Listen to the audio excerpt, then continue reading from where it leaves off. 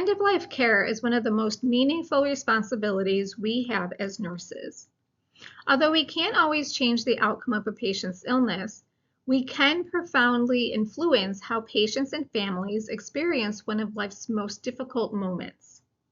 Today's nursing mindset focuses on one important question: how can I provide compassionate, patient-centered care that promotes comfort, dignity, and quality of life? Let's walk through the nursing approach. Let's start with understanding the different types of care. One area students often find confusing is the difference between symptom management, palliative care, comfort care, and hospice care. Rather than just memorizing definitions, think about the actual goal of care. Symptom management focuses on relieving symptoms to improve a patient's quality of life, regardless of the stage of illness. Palliative care is provided to patients living with serious illnesses and may occur alongside curative treatment. The goal is to improve quality of life by managing symptoms and providing physical, emotional, and spiritual support. Comfort care shifts the focus entirely to comfort, dignity, and relief of suffering as patients approach the end of life. Finally, hospice care is designed for patients with a life expectancy of approximately 6 months or less who have chosen to focus on comfort rather than curative treatment. Instead of asking, which definition is this? Ask yourself, what is the patient's goal? When you understand the patient's goal, choosing the appropriate type of care becomes much easier. Now let's talk about priority nursing focus. Regardless of the type of care, our priorities remain remarkably consistent. First, we promote comfort by managing pain and other distressing symptoms while providing comfort measures such as frequent oral care and repositioning. Second, we preserve dignity by respecting the patient's wishes, listening to their life story, and honoring their cultural and spiritual beliefs. Third, we support the family. End-of-life care is family-centered care. Families often need education, reassurance, and emotional support just as much as the patient needs physical care. Finally, we facilitate mourning.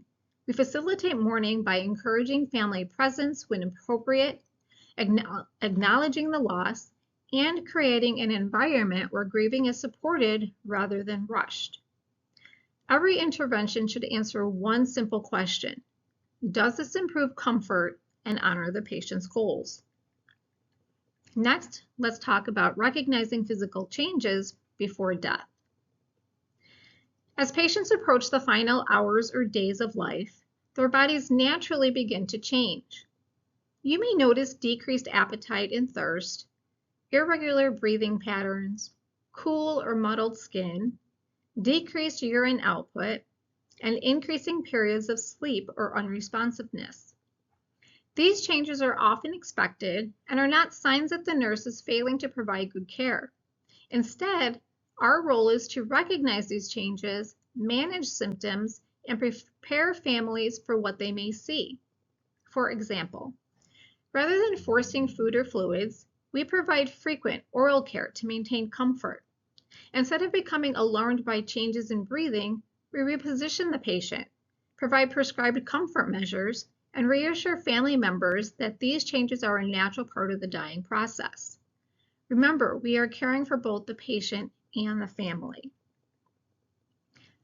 Now, after death occurs, our professional responsibilities still continue. Death may be determined by either cardiac death, that's when the heart and circulation permanently stop, or it can be determined by brain death, which is the irreversible loss of all brain function. Now, even if the heart continues to beat with mechanical support, brain death is considered legal death. Following death, nurses continue to provide compassionate care by respecting cultural and religious preferences, following organizational policies, accurately documenting required information, and preparing the body with dignity. If an autopsy is required, tubes and lines are generally left in place according to policy. When organ or tissue donation is a possibility, remember that the nurse's role is to notify the appropriate organization, such as Gift of Hope, and follow organizational policy. Specially trained personnel speak with families about donation and obtain consent when appropriate. Finally, we evaluate whether our care achieved its intended goals. Here we're going to ask ourselves, was the patient's pain adequately managed? Were symptoms controlled? Were the patient's wishes honored? Did we respect their cultural and spiritual beliefs? At the end of life, success isn't measured by curing disease. It's measured by whether we provided compassionate, individualized care that promoted comfort, dignity, and peace.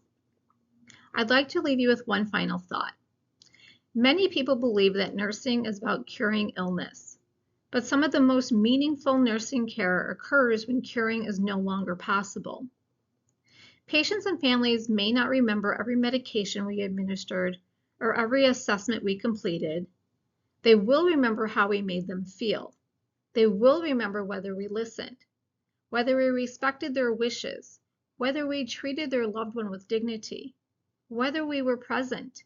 As nurses, we may not always be able to change the outcome, but we can change the experience. Every moment of compassion, every act of kindness, and every effort to preserve dignity matters. That's the nursing mindset. Keep working to develop yours.